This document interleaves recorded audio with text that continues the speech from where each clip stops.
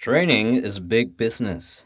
Individuals and corporations go additional skills training when they want to gain that added advantage needed to enter a new career. Companies of various sizes usually have a human resource department dedicated to training new employees as well as those already in the game to gain in required job skills or upgrade existing ones. As the size of the company increases, both the number of people assigned to training as well as the breadth of training offered within the company increases. Capital TV interviewed Robert Chaen, CEO and founder of change specialists Change University, to find out how big a business training is. The training market is big business, and in a lot of multinational companies are spending even more on training, from what I hear. And globally, in 2011, the corporate training market is about 287 billion US. 287 billion US, and in USA alone is 60 billion, growing at 12%.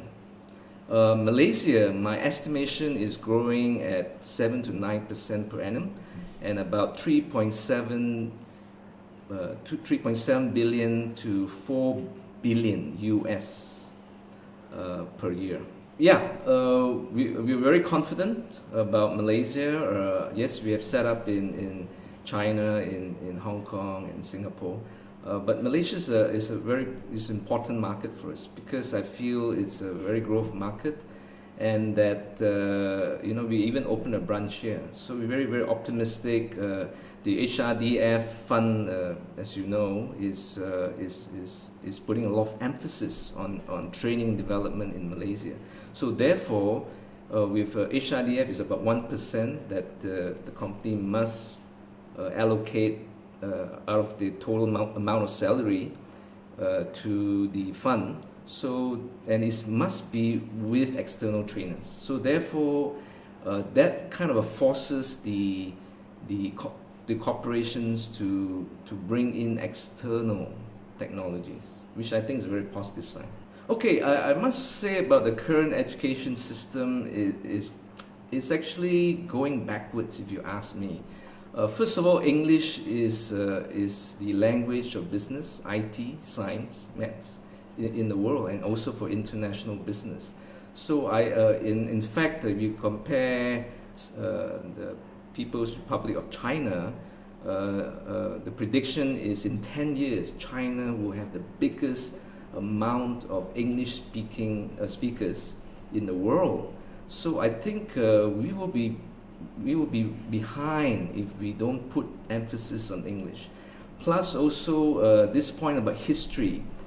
To me, history is not as important subject, but they're trying to make it important.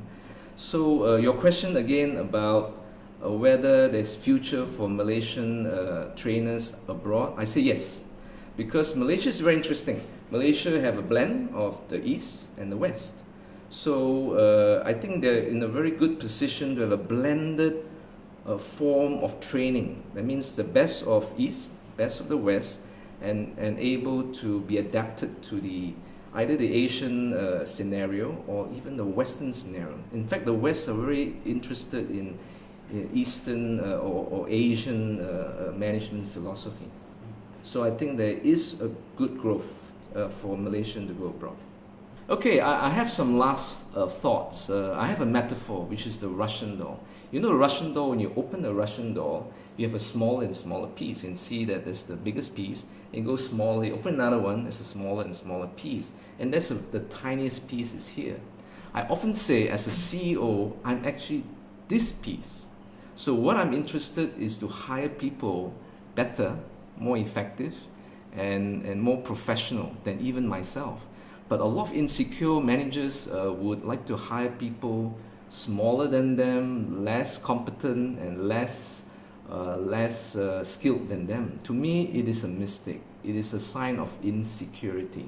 So if you do that, then what you're going to have is a company of dwarfs, which is not what you want. I would like to hire a company of giants. I want to hire someone that is bigger, and that person hires someone even bigger, better, more effective, and then you have a company of giants. And to me, this is the message I want to send to Malaysians. Hire people bigger and better than you, and then we will be a much bigger Malaysia, and maybe we may be conquering the world. That's my message. Thank you. For more information on Change University, check out their website at changeuniversity.com.